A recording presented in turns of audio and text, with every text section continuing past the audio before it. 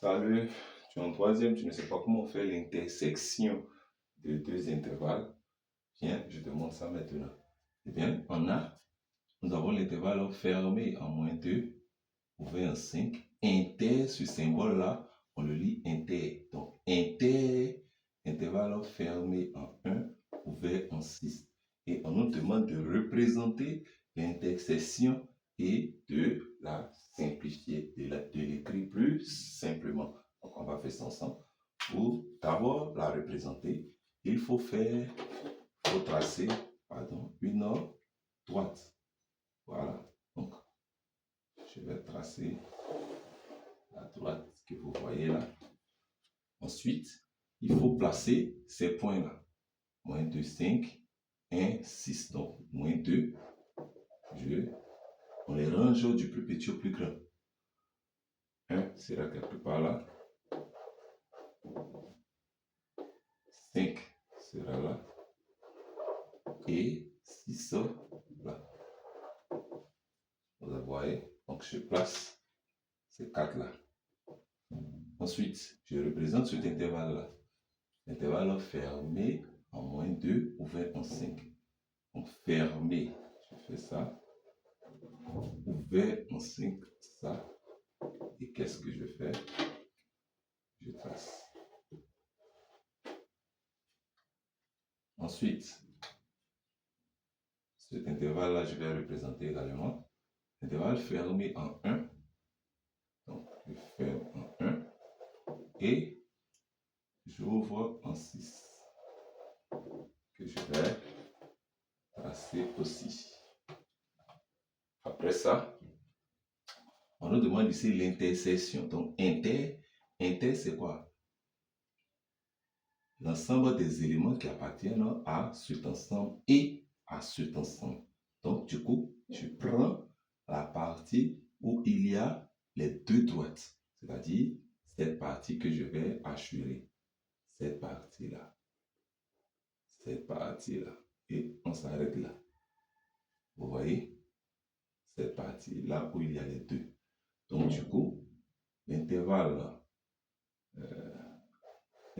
fermé en -2, ouvert en 5, l'intervalle fermé en 1, ouvert en 6, est égal à quel intervalle? Eh bien, regardez, ça fait quel intervalle ici?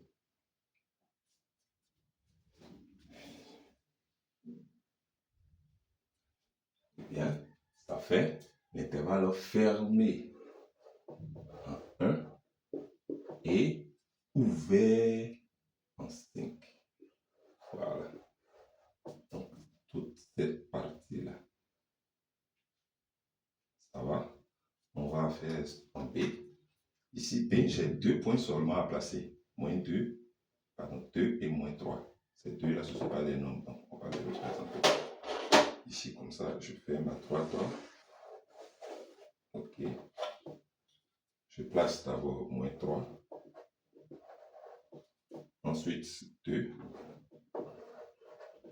Intervalle des nombres plus petits, inférieur ou égaux à 2. Donc, ou égaux, je ferme. Et le nombre le plus petit, excusez, et je vais tracer. Ensuite, intervalle ouvert en -3. Donc, j'ouvre en -3. Et qu'est-ce que je fais? Comme ça. Intersection, je vous ai dit tout à l'heure, c'est là où il y a les deux là. Ici.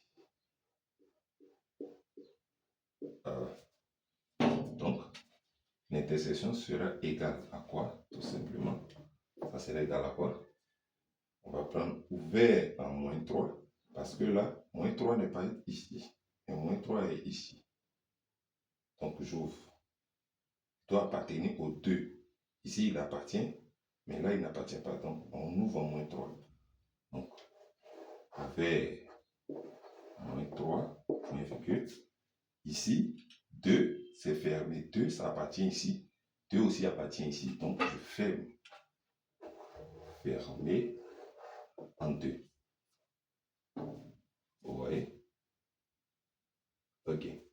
vient maintenant ici. Je ferme à droite, sur laquelle je vais placer mes points.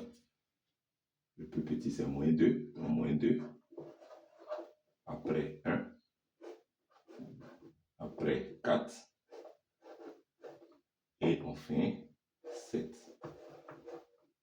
Cet intervalle fermé 1, 4. Donc 1, fermé en 1, fermé en 4.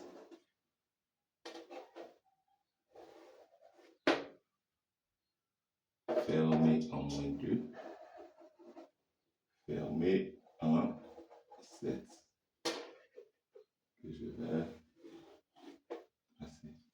Et l'intersection, là où il y a les 2. Et donc, cet intervalle sera égal à quoi? C'est-à-dire, 1 appartient ici et il appartient là. Donc, du coup, je ferme en 1. 4 appartient là et il appartient aussi à là parce que ça ne pas sauter la partie. Donc ça me fait 4, je ferme aussi. Voilà. Donc je viens d'écrire plus ça simplement. On y va pour celui-là. Passe ma droite. Je vais placer les points. Donc 4, 5 et puis 9. Intervalle des nombres inférieurs ou égaux à 4. Donc inférieur ou égaux. Inférieur, les nombres les plus petits sont de ce côté. Voilà. Intervalle ouvert 5. Donc j'ouvre là. Fermé en 9.